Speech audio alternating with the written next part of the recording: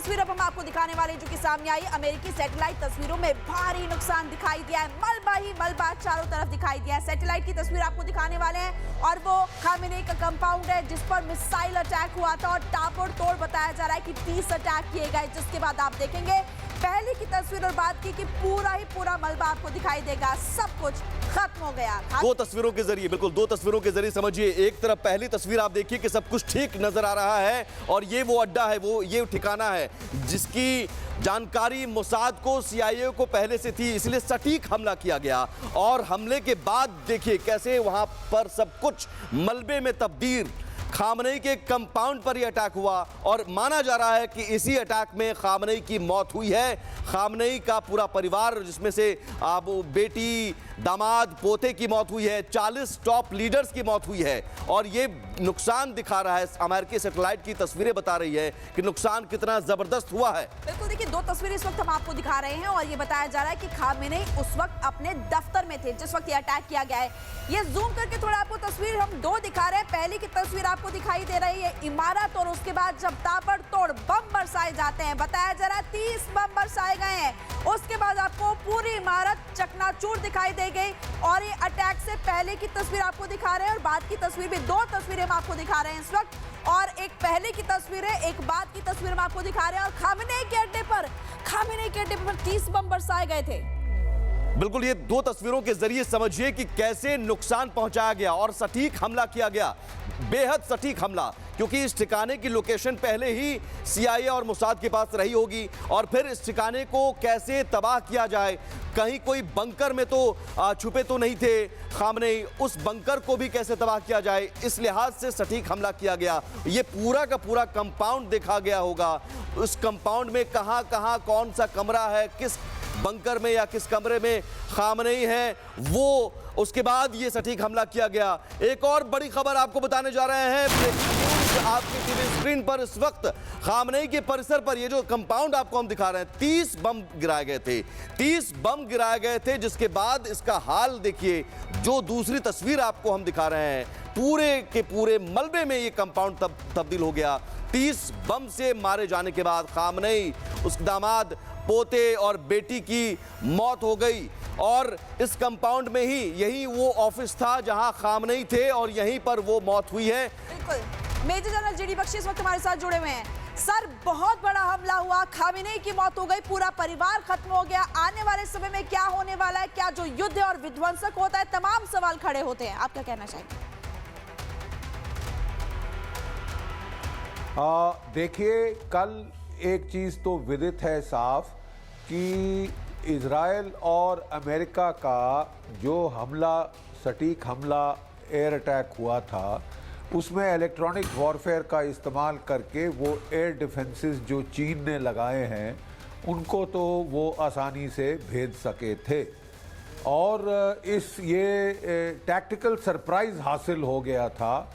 क्योंकि मुझे समझ नहीं आया क्यों ईरान बिल्कुल इनके बहकावे में आ गया कि हम तो बड़े सीरियस हैं बातचीत करने के लिए, और इस बहकावे में आ गया है। और लगता है कि खुमैनी, वो पहले कहा जा रहा था कि उनको बंकर में ले जाया गया है दूर तेहरान से बाहर, लेकिन अब विदित हो रहा है कि खुमैनी नहीं रहे हैं, खुमैनी शहीद हो गए हैं इस अटैक के अंदर और फैमिली की भी बात की जा रही है।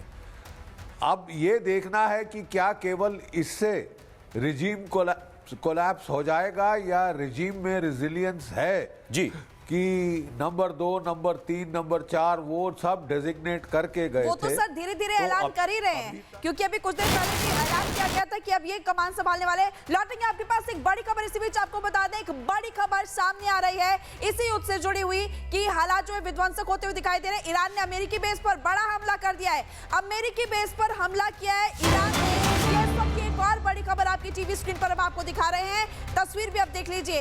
इराक के इरबिल पर ईरान ने एक हमला किया जिसमें आपको धुआं ही धुआं चारों तरफ उड़ता हुआ दिखाई देगा। ईरान भी यहाँ पर नहीं रुक रहे, ईरान के रिवॉल्यूशनरी गार्ड्स भी यहाँ पर नहीं रुक रहे हैं। बिल्कुल उन अमेरिकी ठिकानों पर हमला किया जा रहा है और कल से ही हमला किया जा रहा है। जॉर्डन में, कुवैत में, बहरीन में, कतर में, यूएई में, जहां जहां अमेरिकी ठिकाने हैं। इससे पहले हमने बताया था कि किस तरह से दुबई में CIA ऑफिस को निशाना बनाया गया और अब ईरान ने अमेरिकी बेस पर बड़ा हमला किया। इराक के इरबिल पर ईरान का हमला। जनरल साहब, रिएक्शन, चूंकि ईरान रिटेलिएट कर रहा है लेकिन कहां तक रिटेलिएट कर सकता है, किस हद तक कर सकता है? और दूसरा सवाल यह भी सर साथी कि नए नेता का ऐलान हो सकता है मुस्तफा खामनेई के तौर पर, नए लीडर का। यह सब पहले से ही कहीं ना कहीं प्लान हो चुका होगा। नेचुरली, क्योंकि देखिए वो जब पिछले साल हमला हुआ था तो उस वक्त तो इससे ज्यादा लोग मारे गए थे, टॉप लीडरशिप खत्म कर दी गई थी। लेकिन इजराइल जो ईरान वाज रिजिलियंट इनफ कि उससे वो रिकवर कर गया है। और कल जैसे ही हमले हुए 1 घंटे के अंदर रिटेलिएशन हुआ। That is not sign of regime collapse, that is sign of regime resilience. तभी कल वो कह रहे थे कि साहब ये जो हैवी लिफ्टिंग है ये तो ईरान के लोगों को करनी होगी, उनको अपने आप को फ्री करना होगा, हमने तो जो सेटिंग कर दी है। नेतन्याहू साहब भी कह रहे थे और डोनाल्ड ट्रंप भी कह रहे थे, now the people of Iran will have to do the rest. और ईरान पलटवार पे पलटवार किए जा रहा है। अभी तक नेवल डायमेंशन में हमने हमले नहीं देखे। कल कुछ क्लेम IRGC कर रही थी कि उसने एक सपोर्ट शिप को, अमेरिकन सपोर्ट शिप को हिट कर दिया है गल्फ ऑफ हॉर्मुज में। कहाँ तक सच है ये अभी कंफर्म नहीं हुआ है, लेकिन आज मेरा अंदेशा ये है कि जो ईरान फोकस करेगा गल्फ में, कम से कम 3 डिस्ट्रॉयर हैं गल्फ ऑफ हॉर्मुज में, एजीज क्लास डिस्ट्रॉयर, जो कि मिसाइल डिफेंस प्रोवाइड कर रहे हैं जी। वो एब्राहम लिंकन एयरक्राफ्ट कैरियर जैसे उन्हें बाहर नहीं निकाला गया अभी तक। उनको हिट करने की कोशिश करेगा, या तो ड्रोन से, या स्वॉर्म बोट से, या फिर अपने मिसाइल से। ठीक है सर, आपके पास लौटेंगे। इस वक्त हमारे साथ स्टूडियो में डिफेंस एक्सपर्ट है captain retired Akhilesh Saxena. Sir, आपसे मेरा सवाल ये है, एक तरफ तो ईरान के जो रिवॉल्यूशनरी गार्ड्स हैं वो लगातार कह रहे हैं कि अब हमारा अगला टारगेट नेतन्याहू होगा, हम यहाँ पर नहीं रुकने वाले हैं, लेकिन सामने भी अमेरिका और इजराइल दोनों है।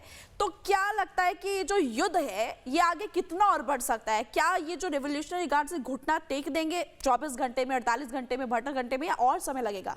देखिए, जो अमेरिका ने और इजराइल ने हमले किए, आप देखिए उसमें एक एलिमेंट ऑफ सरप्राइज भी था, क्योंकि एक तरफ टॉक्स चल रही थी, रमजान का महीना था, तो किसी को भी आकांक्षा नहीं थी, प्लान नहीं था कि शायद इस समय हमला होगा। सब सोच रहे थे 20 मार्च तक तो ये हमले नहीं होंगे।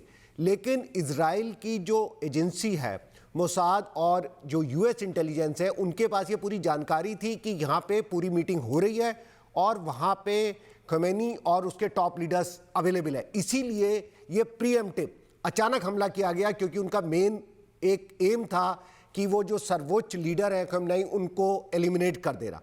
उसमें वो बहुत सक्सेसफुल हुए और आई थिंक ये उन्होंने अपनी इंटेलिजेंस का वो दिखाया है जी। लेकिन दूसरी तरफ आप ये देखिए कि केवल एक व्यक्ति के से पूरा स्ट्रक्चर नहीं कोलैप्स हो जाता। तो ये आकांक्षा लगातार थी कि अगर किसी भी देश में कहीं पे भी कुछ भी होता है तो नेक्स्ट लेयर तैयार होती है। और इस क्षेत्र में जहाँ पे जून में उन्होंने इतना भीषण संघर्ष देखा था, डेफिनेटली जो उनके उत्तराधिकारी हैं, जो उनके नेक्स्ट लेयर हैं, वो सब कुछ प्लान है। हाँ,